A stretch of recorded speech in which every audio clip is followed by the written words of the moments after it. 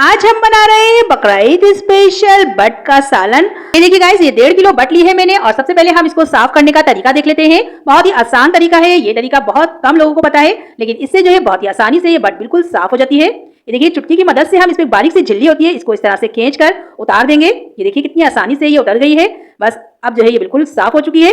बस आपको ये करना है कि इसको पानी में बिल्कुल भी नहीं भिगोना है। जैसे ही बट आप दुकान से लाएं वैसे ही आप सूखी बट को जो है इस तरह से साफ करेंगे तो बहुत ही आसानी से साफ हो जाएगी। अगर आपने इसको पानी में भिगो दिया या धोकर आपने साफ करने की कोशिश करी तो ये चिकनी हो जाएगी, आपको मुश्किल होगी। ये देखिए कितनी आसानी से ये उतर गई है और आप देख सकते हैं कितना साफ बिल्कुल ये बट का पीस हो चुका है, बिल्कुल चिकन के जैसा ये लग रहा है।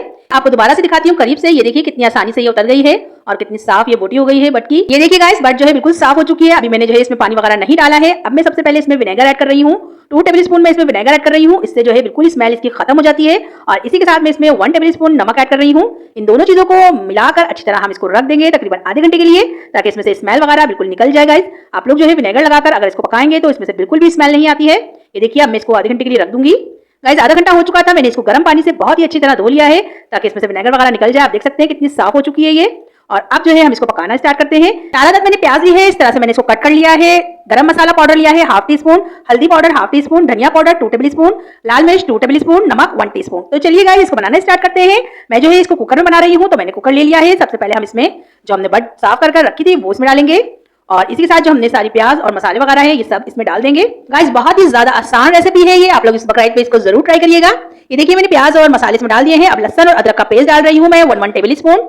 ये देखिए, ये दोनों चीजें भी डाल दी हैं। अब मैं इसमें जो है पानी ऐड करूंगी 2 गिलास पानी, क्योंकि मैं इसको कुकर में बना रही हूँ। अगर आप पतीले में बनाए तो इसमें 2.5 से 3 गिलास पानी डालिएगा। कुकर को बंद करके चूल्हे पे रख दिया है मैंने। अब मैं इसको मीडियम फ्लेम पर तकरीबन 15 मिनट के लिए पका लूंगी। ये देखिए गाइस, 15 मिनट हो चुके थे। आप देख सकते हैं कि इसमें से पानी जो है खुश्क हो गया है और बट जो है गल चुकी है। बस अब हमें जो है इसको इतना भूनना है कि इसमें जो थोड़ा बहुत पानी है ये भी खुश्क हो जाए। फ्लेम को मैंने मीडियम कर दिया है, हाई नहीं है फ्लेम। अब मैं इस स्टेज पर इसमें आधा कप ऑयल डाल रही हूँ।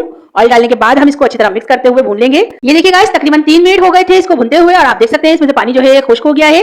अब इस स्टेज पर मैं इसमें डाल रही हूँ दही। और दही जो है ये आधा पाव दही थी।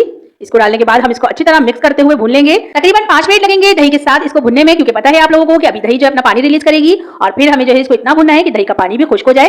ये देखिए, अभी दही ने जो है अपना पानी रिलीज कर दिया है। अब मैं इसमें डाल रही हूँ कसूरी मेथी और हरी मिर्चें।